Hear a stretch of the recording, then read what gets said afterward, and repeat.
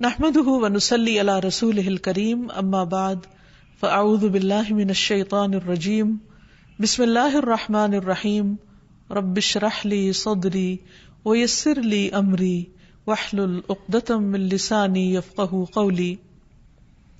ناظرین، پروگرام اللہ کے خوبصورت نام کے ساتھ آپ کی خدمت میں حاضر ہوں۔ آج انشاءاللہ العزیز ہم اللہ سبحانہ وتعالی کے نام الالہ پر بات کریں گے۔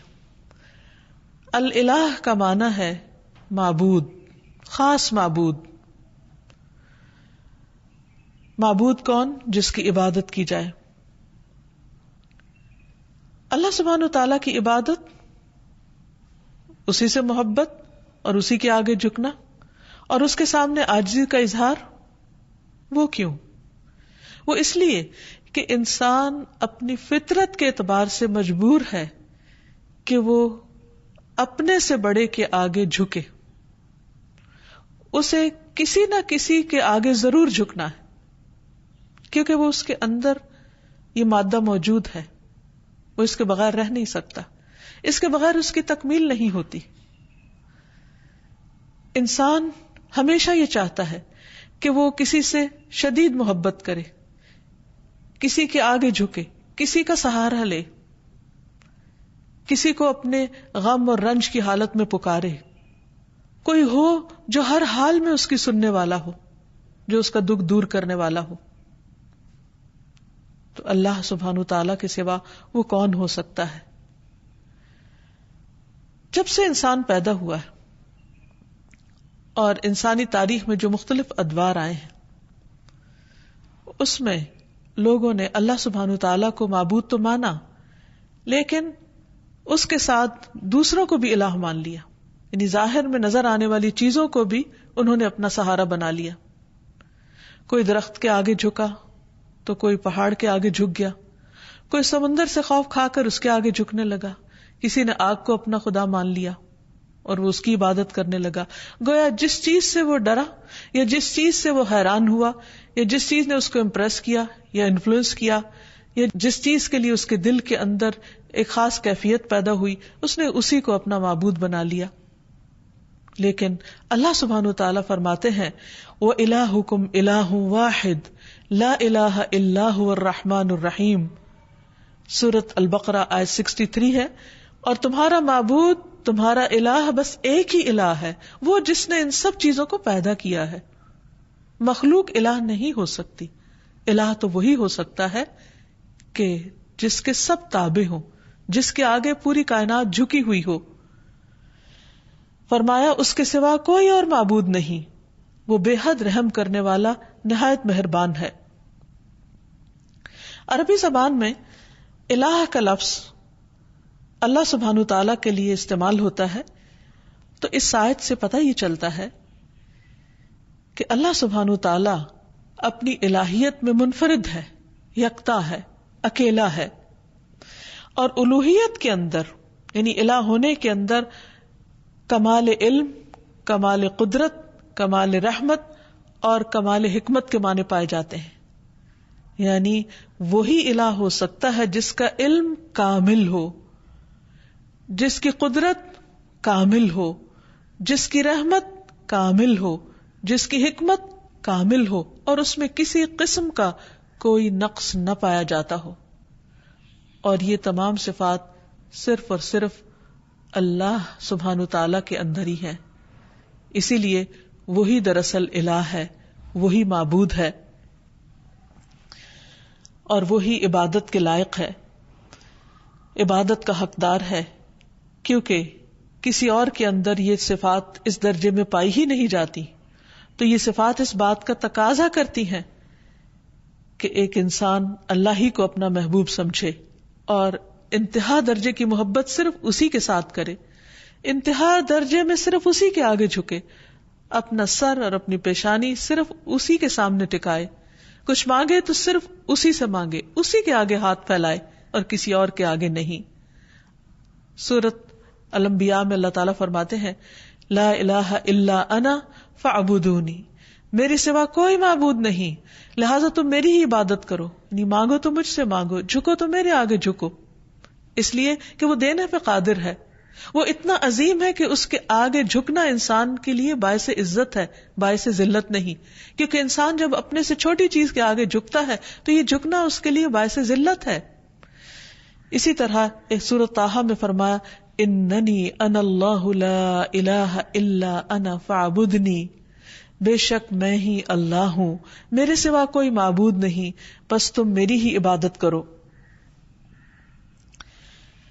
اللہ سبحانہ تعالیٰ کے لیے الہ کے علاوہ رب کا بھی لفظ آتا ہے، یعنی رب بھی اللہ کے ناموں میں سے ایک نام ہے، لیکن ان دونوں میں فرق ہے. رب کا مطلب ہے مخلوق کو پیدا کرنے والا، اس کو رزق دینے والا، اس کا انتظام کرنے والا. لیکن الہ کا مطلب ہے جو عبادت کے مستحق ہے، یعنی جس کی عبادت کی جائے، جس کی تعظیم کی جائے، جس کے آگے عاجزی اور انکساری کا اظہار کیا جائے. تو عبادت حقیقت میں محبت، اطاعت، تسلیم و رضا اور تعظیم پر مبنی ہوتی ہے، اور یہ صرف الہ ہی کے لیے ہو سکتی ہے. تو اس میں دراصل توحید الوہیت کی طرف دعوت دی گئی ہے، اور جہاں الہ کا لفظ آیا ہے وہاں ساتھ شرک کی نفی بھی کی گئی ہے کہ لا الہ الا انت یا لا الہ الا اللہ. پھر یہ ہے کہ اللہ سبحانہ وتعالیٰ نے اپنا یہ نام خود رکھا ہے، اضافت کے ساتھ بھی اور اس کے بغیر بھی. اور حقیقت یہ ہے کہ تمام انبیاء بھی اس نام کو استعمال کرتے رہے ہیں. ہم دیکھتے ہیں کہ سورۃ البقرہ میں اللہ تعالیٰ کا ارشاد ہے. اللہ تعالیٰ جب یعقوب علیہ السلام کی وفات کا وقت ذکر کرتے ہیں کہ ام کنتم شہداء اذ حضر یعقوب الموت اذ قال لبنیہ ما تعبدون من بعدی، کیا تم حاضر تھے اس وقت جب یعقوب کو موت آئی، جب اس نے اپنے بچوں سے کہا کہ میرے بعد تم کس کی عبادت کرو گے، کس کے آگے جھکو گے؟ تو انہوں نے کیا کہا؟ نعبد الہک و الہ آبائک ابراہیم و اسماعیل و اسحاق الہا واحدا ونحن لہ مسلمون. ہم تیرے معبود نعبد الہک، اس کی عبادت کریں گے. یہاں بھی لفظ الہ استعمال ہوا ہے کہ جب عبادت کی بات ہے تو پھر ساتھ ہی الہ کا لفظ آ جاتا ہے کہ وہ خاص معبود جو عبادت کا مستحق ہے. تو تیرے معبود اور تیرے آبا یعنی ابراہیم، اسماعیل، اسحاق، ان سب کے الہ کی جو ایک ہی الہ ہے اس کی ہم سب عبادت کریں گے. تو گویا یعقوب علیہ السلام اپنی اولاد کو ایک اللہ الہ کی عبادت کی تاکید کر کے گئے، وصیت کر کے گئے. پھر اسی طرح اللہ کا نام الہ اللہ تعالی کی ذات اور اس کی صفات پر دلالت کرتا ہے، یعنی اللہ تعالی کا یہ نام جو ہے وہ اس کی صفات کو بھی بیان کرتا ہے. اور حقیقت یہ ہے کہ یہ صرف اللہ سبحانہ تعالیٰ ہی کے لیے ہے. یہاں یہ بات بھی یاد رہے کہ اللہ سبحانہ تعالیٰ نے خود اپنے ساتھ دوسرے الہوں کا انکار کیا ہے. قرآن مجید میں اللہ تعالیٰ فرماتے ہیں سورۃ المؤمنون میں مَتَّخَذَ اللَّهُ مِن وَلَدٍ، اللہ نے کوئی اولاد نہیں بنائی، وَمَا كَانَ مَعَهُ مِنْ إِلَٰهٍ، اور اس کے ساتھ کبھی کوئی الہ رہا ہی نہیں، کوئی اور الہ ہے ہی نہیں، نہ تھا نہ ہے اور نہ کبھی ہو سکتا ہے. کیوں؟ اس کے لیے بہت خوبصورت دلیل دی گئی کہ اذا لذهب كل الہ بما خلق، اگر کوئی اور الہ ہوتا تو وہ جو اس نے بنایا ہوتا وہ اپنے ساتھ لے جاتا، یہ باہم کلیش بھی ہوتا. ولا علی بعضهم علی بعض، اور ان میں سے بعض پہ چڑھائی کر دیتے، کیونکہ جب اختیارات بہت سے لوگوں کے ایک جیسے ہوں تو ان میں سے پھر وہ دوسروں سے آگے بڑھنے کے لیے ان کو ہرانے کی کوشش کرے گا. سبحان اللہ، اللہ پاک ہے عما یصفون، اس سے جو وہ وصف بیان کرتے ہیں اللہ کا، یعنی اللہ سبحانہ تعالیٰ کے ساتھ کوئی اور الہ ہو ہی نہیں سکتا، کیونکہ کوئی اور ایسی صفات کے لائق ہی نہیں اور کوئی معبود ہے ہی نہیں.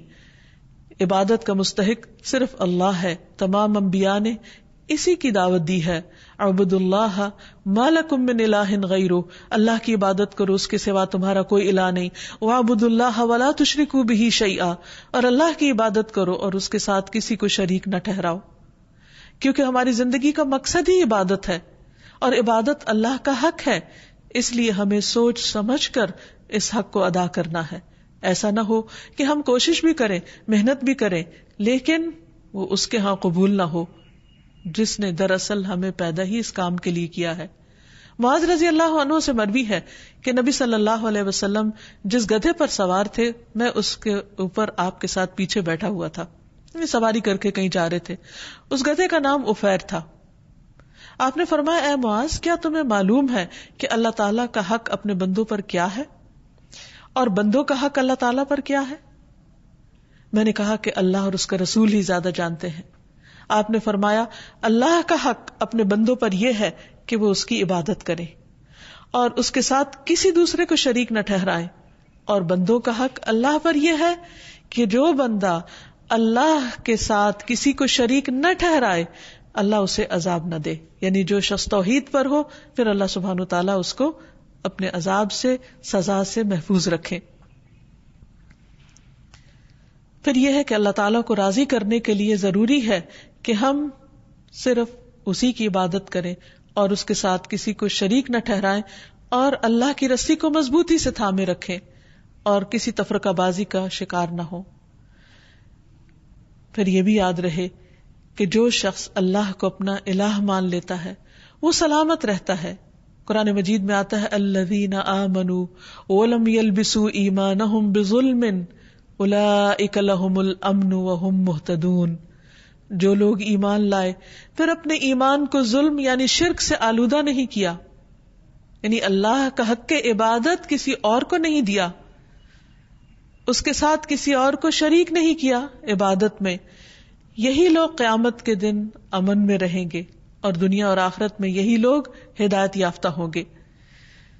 پھر اگر کوئی شخص اللہ سبحانہ وتعالیٰ کی حفاظت حاصل کرنا چاہتا ہے، یعنی اس کے عذاب سے اللہ کی پناہ میں رہنا چاہتا ہے، تو اس کے لیے بھی یہی ضروری ہے کہ وہ الہ ہی کی عبادت کرے.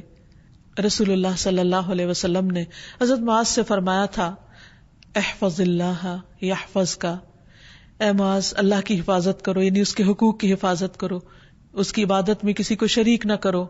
یحفظ کا، وہ اللہ تمہاری حفاظت کرے گا. احفظ اللہ تجدہ تجاہک، اللہ کی حفاظت کرو یعنی اللہ کے حق کی حفاظت کرو. تجدہ تجاہک، تم اسے اپنے سامنے پاؤ گے. پھر جب تمہیں اس سے کوئی کام ہوگا، ضرورت ہوگی، تم اس کو پکارو گے، اور پکارنا بھی تو عبادت ہے، تو وہ تمہاری پکار سنے گا، تمہاری مدد کرے گا اور تمہاری محتاجی کو بھی دور کرے گا. عام طور پر ہم یہ سمجھتے ہیں کہ اگر ہم اللہ سبحانہ وتعالیٰ کی عبادت کریں گے تو شاید زندگی ہم پر مشکل ہو جائے، ہمارے حالات تنگ ہو جائیں، یا پھر ہمارے لیے دنیا کے کام کاج کا وقت نہ بچے. حالانکہ حقیقت اس کے برعکس ہے. اللہ تعالیٰ فرماتے ہیں، حدیث قدسی ہے، اے ابن آدم، یعنی اے آدم کی اولاد، تم اپنے آپ کو میری عبادت کے لیے فارغ کر لو، یعنی میری عبادت کے لیے بھی وقت نکالو، میں تمہارے دل کو بے نیازی سے بھر دوں گا، یعنی تمہیں ایک خاص قسم کی سیٹسفیکشن عطا کروں گا. ورنہ بعض اوقات کیا ہوتا ہے، انسان کے پاس بہت کچھ بھی ہوتا ہے لیکن اس کے دل کو اطمینان نہیں ہوتا، اس کے اندر ایک ویکیوم سا ہوتا ہے، اس کے اندر ایک خلا ہوتا ہے، اس کے اندر اطمینان نہیں ہوتا. وہ بہت کچھ کرتے ہوئے بھی یوں سمجھتا ہے کہ جیسے وہ کچھ کر نہیں پا رہا، اسے اپنا مطلوب حاصل نہیں ہو رہا، کیونکہ مطلوب حاصل اسی وقت ہو سکتا ہے جب وہ اللہ کو اپنا مطلوب بنائے اور اس کی عبادت کرے. تو اللہ تعالیٰ کا یہ وعدہ ہے کہ جو شخص اللہ کی عبادت کے لیے وقت نکالے گا، مثلا وقت پر نماز پڑھے گا، وقت پر اپنے فرائض ادا کرے گا، اللہ سبحانہ وتعالیٰ اس کے دل کے اندر ایک غنا پیدا کر دیں گے اور تمہارا فقر یعنی محتاجی دور کر دوں گا، وہ خلا دور کر دوں گا. لیکن اگر تم ایسا نہیں کرو گے تو میں تمہارے دونوں ہاتھ کاموں میں مشغول کر دوں گا، انتہائی مصروف ہو جاؤ گے، اور اس کے باوجود تمہارا فقر، تمہاری محتاجی، تمہاری ضرورت دور نہیں ہوگی. یعنی خواہ انسان کے پاس کتنا کچھ بھی ہو، اس کے اندر یہی ایک احساس ہوگا کہ ابھی میرے پاس کچھ نہیں. سب کچھ ہوتے ہوئے بھی اس کو اللہ کی نعمتیں یاد نہیں رہیں گی، اور اس کے دل کے اندر ایک خوف اور ایک پریشانی اور ایک بے چینی سی رہے گی. اس کے برعکس جو لوگ عبادت کریں گے وہ دنیا میں بھی مطمئن رہیں گے اور آخرت میں بھی اللہ کے عرش کے سائے میں اور جنت میں ہوں گے. نبی صلی اللہ علیہ وسلم نے فرمایا، 7 قسم کے لوگوں کو اللہ تعالیٰ اس دن اپنے عرش کے سائے تلے جگہ عطا فرمائیں گے جس دن اس کے سائے کے سوا کوئی سایہ نہ ہوگا. ان میں سے ایک وہ نوجوان جس کی جوانی اللہ کی عبادت میں گزری، کیونکہ بہت سے لوگ جوانی کی حالت میں اللہ تعالیٰ کی طرف رجوع نہیں کرتے. وہ سوچتے ہیں کہ جوانی تو دنیا میں انجوائے کرنے کے لیے ہے، دنیا کمانے کے لیے. جب سب کچھ کر چکیں گے، جب سارے شوق پورے کر لیں گے تو ہاں پھر بڑھاپے میں اللہ کی عبادت کے لیے اپنے آپ کو فارغ کر لیں گے، ریٹائرمنٹ کی عمر میں پھر عبادت ہو جائے گی. نہیں، ہمیں نہیں معلوم کہ ہم ریٹائرمنٹ کی عمر کو پہنچتے ہیں یا نہیں، بڑھاپے والی زندگی ملتی بھی ہے یا نہیں، اور اگر ملے بھی تو وہ اپنے 700 تکلیفیں لے کر آتا ہے. پھر وہ تو سب سے نکمی عمر ہوتی ہے. تو کیا کسی مومن کو یہ زیب دیتا ہے کہ وہ اپنی زندگی کا بہترین حصہ تو اس فانی دنیا کے لیے خرچ کرے، اس فانی دنیا میں استعمال کرے، اور اپنی زندگی کا نکما حصہ اللہ سبحانہ وتعالیٰ کو دے؟ تو اسی لیے جو لوگ اپنی زندگی کا بہترین حصہ یعنی جوانی اللہ کی عبادت میں گزاریں گے، اللہ تعالیٰ کی طرف سے عائد کردہ جو فرائض ہیں ان کو پورا کرتے ہوئے گزاریں گے، اللہ تعالیٰ کی اطاعت اور فرما برداری میں گزاریں گے، تو اللہ سبحانہ وتعالیٰ قیامت کے اس طویل دن جو ایک دن 50,000 سال کا ہے، جس دن سورج بہت قریب آ چکا ہوگا، اس دن اللہ تعالیٰ ایسے لوگوں کو اپنے عرش کے سائے تلے جگہ دیں گے. نبی صلی اللہ علیہ وسلم نے یہ بھی فرمایا، جو شخص اللہ کی عبادت اس طرح کرے کہ اس کے ساتھ کسی کو شریک نہ کرے، اور شرک کرنے میں صرف ایسا نہیں کہ غیر اللہ یا ایسے آبجیکٹس کی پوجا کرنا جو اللہ نے تخلیق کیے ہیں، بلکہ اس میں ریاکاری کرنا، شو آف کرنا، لوگوں کو خوش کرنے کے لیے دین کے کام کرنا.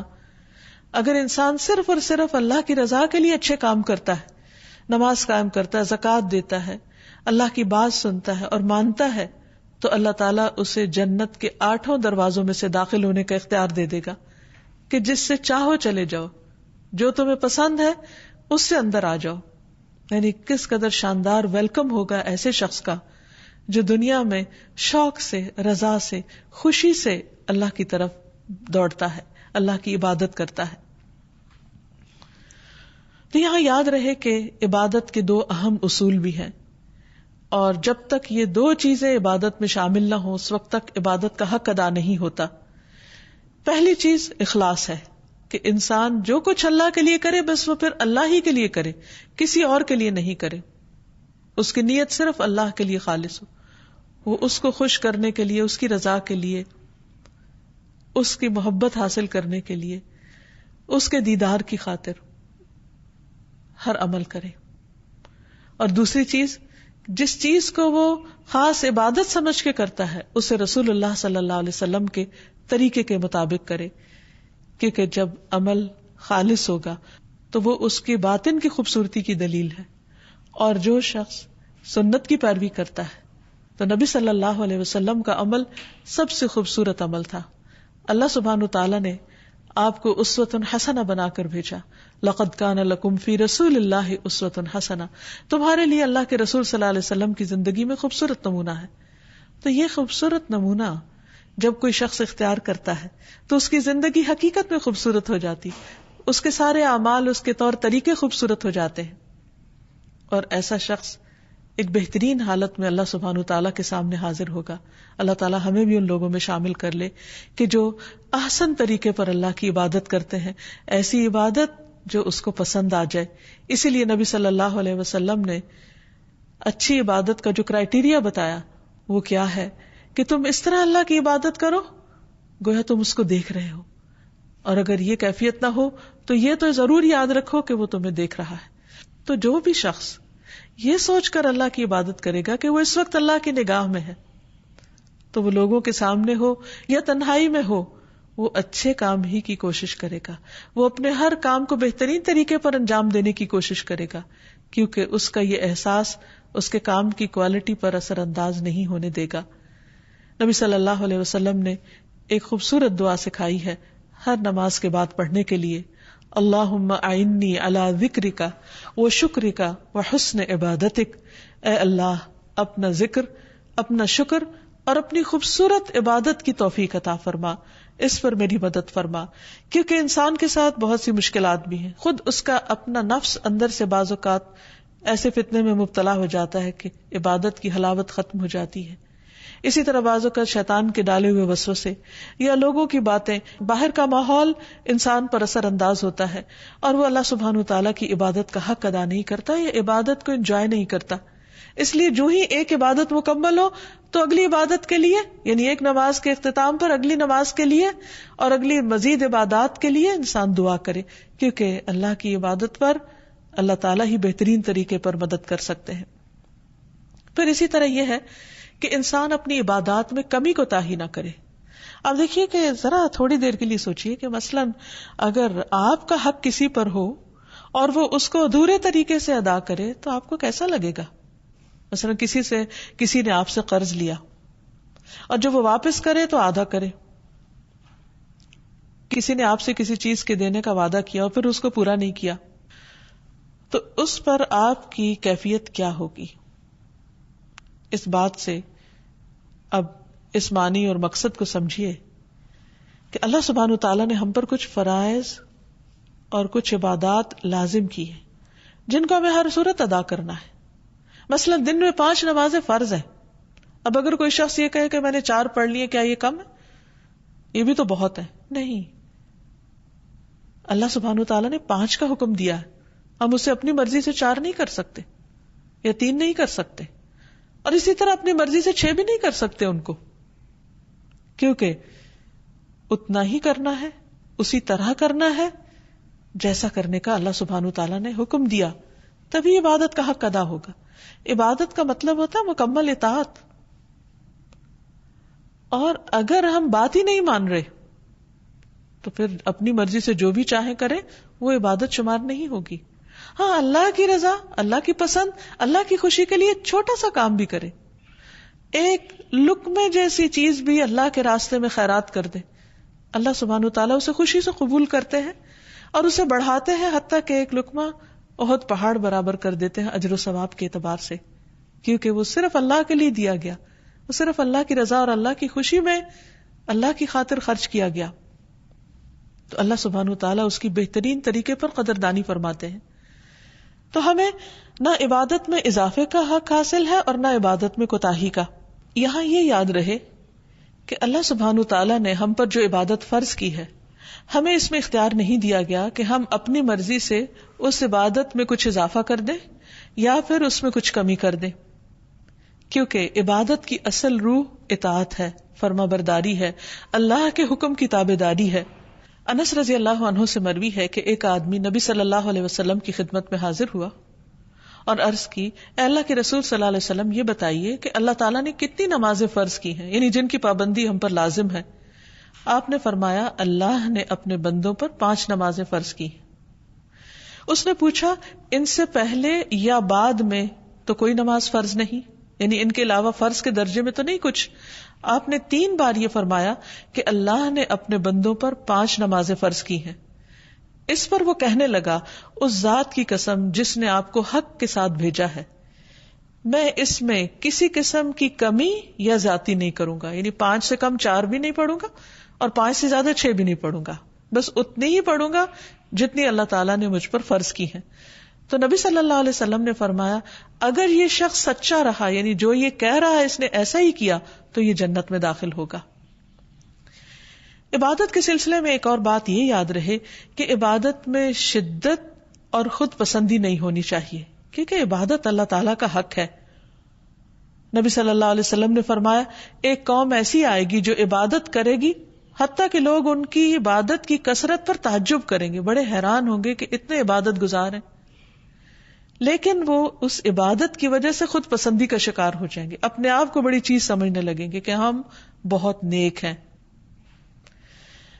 وہ لوگ دین سے اس طرح نکل جائیں گے جیسے تیر شکار سے نکل جاتا ہے, کیونکہ اللہ تعالیٰ کو ایسی عبادت کی ضرورت نہیں. عبادت ہے دراصل اللہ کا حق, اللہ کو خوش کرنے کے لیے کرنا ہے, نہ کہ بندوں کو دکھانے کے لیے یا بندوں کے سامنے نیک بننے کے لیے. تو جس بندے کے اندر عبادت کا زوم آ جائے وہ اللہ سبحانہ تعالیٰ کو پسند نہیں. ابلیس کے ساتھ کیا معاملہ ہوا تھا, اس کو بھی اپنی عبادت کی وجہ سے ایک خود پسندی اس کے اندر آ گئی تھی کہ جس بنا پر اس نے آدم کے آگے جھکنے سے انکار کر دیا تھا. تو یاد رکھیے کہ جب ہم لا الہ الا اللہ کہتے ہیں تو پھر صرف اللہ کو ہی عبادت کے لائق مانتے ہیں، کسی اور آبجیکٹ کو نہیں، اور حتیٰ کہ اپنے نفس کو بھی نہیں. کیونکہ اس زمین پر جن معبودوں کی پیروی ہوتی ہے ان میں سے سب سے زیادہ پیروی ہم اپنے ہی نفس کی کر رہے ہوتے ہیں، اپنے دل کی خواہشات کی. مثلاً فجر کی نماز کا وقت ہو گیا اور دل کیا چاہتا ہے سوئے رہو، تو ہم اٹھتے نہیں. تو ہم نے اللہ کی بات تو نہیں مانی، ہمیں آواز آ رہی ہے حی علی الصلاۃ حی علی الفلاح، آؤ نماز کی طرف، آؤ کامیابی کی طرف، لیکن ہم اس پکار کو سنتے ہی نہیں اور کامیابی کا دروازہ بند کر دیتے ہیں اور ہم سوئے رہتے ہیں. یا ہم نے اب اللہ کی عبادت نہیں کی، اپنے نفس کی عبادت کی. اسی طرح زندگی کے کسی بھی اور کام، کسی جاب، کسی مشغلے، کسی بھی پسند کی چیز میں مشغول ہو کر، خواہ کتنی ہی دنیاوی اعتبار سے شدید ضرورت کے کام میں بھی مصروف ہو کر اگر انسان اللہ کو بھلا دیتا ہے تو یہ دراصل اپنے آپ پر ہی ظلم کرتا ہے، اور یہ لا الہ الا اللہ کے منافی ہے. اللہ سبحانہ وتعالی نے تمام بندوں سے اپنی عبادت کا مطالبہ کیا ہے. قرآن مجید میں اللہ تعالیٰ فرماتے ہیں یا ایھا الناس اعبدوا ربکم الذی خلقکم والذین من قبلکم لعلکم تتقون. اے لوگو اپنے رب کی عبادت کرو جس نے تمہیں پیدا کیا اور ان کو بھی جو تم سے پہلے تھے. یعنی عبادت کیوں کرو؟ کیا اللہ تعالیٰ کو کوئی فائدہ ہے؟ نہیں، یہ دراصل تمہارے اپنے فائدے کی چیز ہے. فائدہ کیا ہوگا؟ لعلکم تتقون، تم بچ جاؤ گے. یعنی دنیا میں ان عبادات کی وجہ سے کئی برائیوں سے، کئی قسم کی مشکلات سے بچ جاؤ گے، اور آخرت میں اس آگ سے بچ جاؤ گے جو اللہ کے نافرمانوں کے لیے، سرکش اور متکبر لوگوں کے لیے تیار کی گئی ہے. پھر اسی طرح یہ ہے کہ عبادت ہی کا ایک حصہ یہ ہے کہ انسان اللہ سبحانہ تعالیٰ ہی سے ڈرے، ایک الہ سے. اللہ تعالیٰ فرماتے ہیں وقال اللہ لا تتخذوا الہین اثنین انما هو الہ واحد فإیای فارہبون. اور اللہ تعالیٰ نے فرمایا تم دو معبود نہیں بناؤ، یعنی تین اور تین سے زیادہ تو دور کی بات، ایک سے دوسرا بنانے کی بھی اجازت نہیں. وہ تو صرف وہی ایک معبود ہے اور مجھی سے تم ڈرو. یعنی عبادت میں یہ بھی شامل ہے کہ انسان اللہ تعالیٰ سے ڈرتا رہے، اور بعض اوقات انسان محبت میں عبادت کرتا ہے اور بعض اوقات اللہ کے عذاب سے ڈرتے ہوئے عبادت کرتا ہے. تو دونوں چیزیں انسان کے اندر ایک اعتدال پیدا کرتی ہیں. پھر یہ بھی یاد رکھیے کہ لا الہ الا اللہ کہنا صرف انسان کے لیے آخرت کی نجات کا ذریعہ ہی نہیں، بلکہ دنیا میں بھی بہترین قسم کا قول ہے. رسول اللہ صلی اللہ علیہ وسلم نے فرمایا افضل ذکر لا الہ الا اللہ ہے. ایک اور جگہ پر فرمایا کہ جس نے لا الہ الا اللہ کہا تو ایک دن یہ کلمہ اسے مصیبتوں سے نجات دلائے گا. اس سے پہلے جو کچھ ہو چکا سو ہو چکا، لیکن لا الہ الا اللہ کہنے سے اس کی نجات ہو جائے گی. جو شخص سچے دل سے اللہ کو پکارے اس پر آسمان کے دروازے کھل جاتے ہیں. ابو ہریرہ رضی اللہ عنہ کہتے ہیں کہ نبی صلی اللہ علیہ وسلم نے فرمایا جب بھی بندہ خالص ہو کر لا الہ الا اللہ کہتا ہے تو اس پر آسمان کے دروازے کھول دیے جاتے ہیں، یہاں تک کہ یہ کلمہ عرش تک پہنچ جاتا ہے. یہ اس وقت ہوتا ہے جب انسان کبیرہ گناہوں سے بچتا رہتا ہے.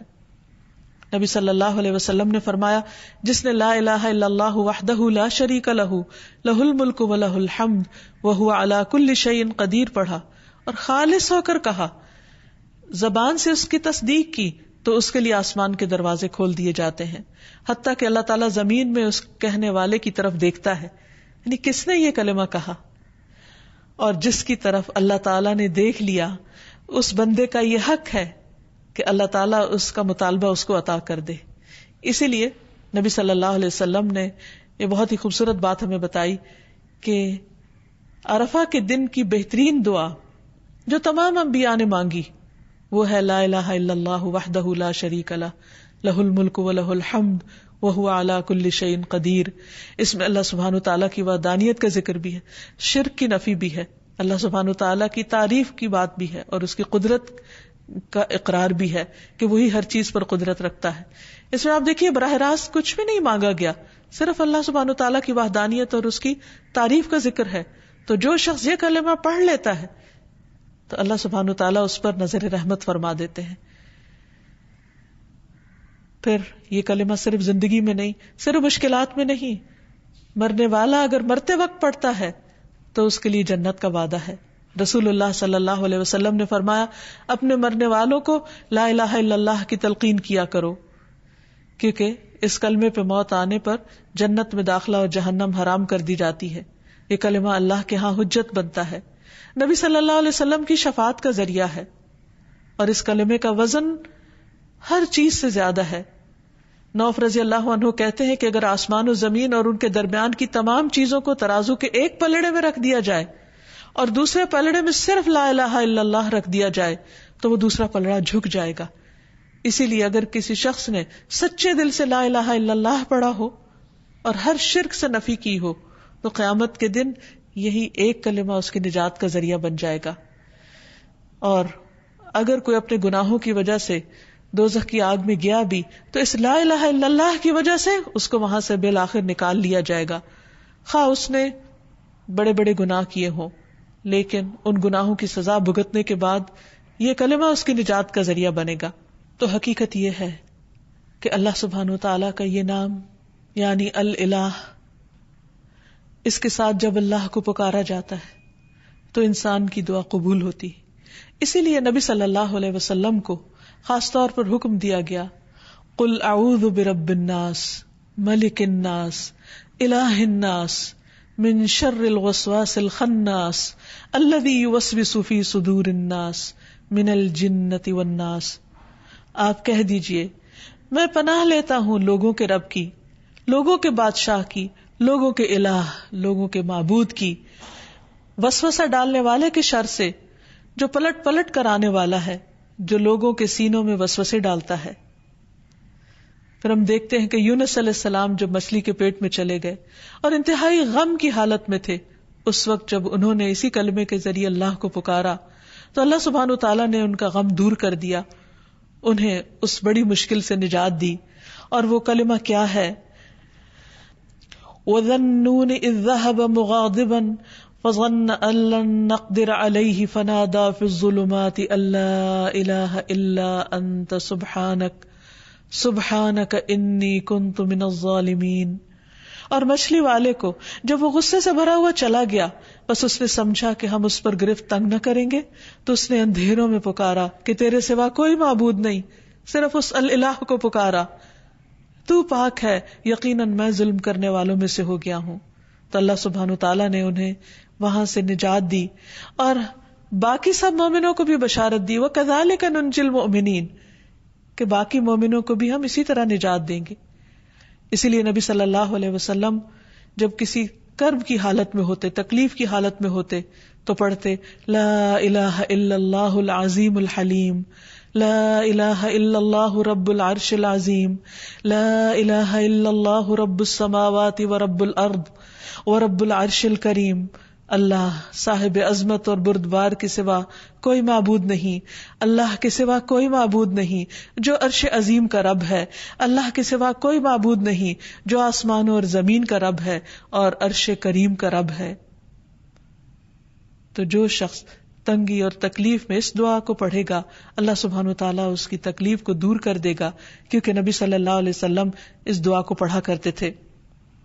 پھر سید الاستغفار میں بھی جب ایک بندہ کہتا ہے اللہم انت ربی لا الہ الا انت خلقتنی وانا عبدک وانا علی عہدک ووعدک ما استطعت اعوذ بک من شر ما صنعت ابوء لک بنعمتک علی وابوء بذنبی فاغفر لی فانہ لا یغفر الذنوب الا انت.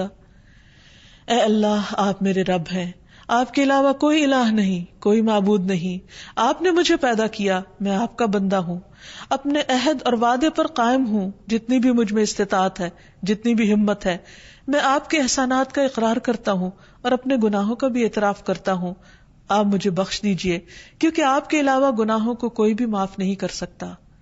تو جو شخص اس کلمے کو پڑھتا ہے، اس استغفار کو پڑھتا ہے جس کو سید الاستغفار، استغفار کا سردار کہا گیا، تو اگر شام کے وقت پڑھتا ہے اور رات کو ڈیتھ ہو جاتی ہے تو اللہ تعالیٰ اس کے سارے گناہ معاف کر دیں گے، اس کو جنت میں داخل کریں گے.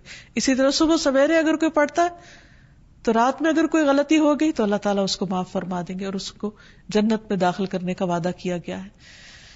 تو حقیقت یہ ہے کہ انسان پر اللہ کا حق یہ ہے کہ انسان خالص ہو کر اس کی عبادت کرے اور ہر مشکل میں اسی کو پکارے اور اس کے اس نام کا واسطہ دے کر پکارے تو انشاءاللہ اس کی دعائیں قبول ہوگی. اللہ تعالی ہمیں اس عمل کی توفیق عطا فرمائے. وآخر دعوانا ان الحمد للہ رب العالمین.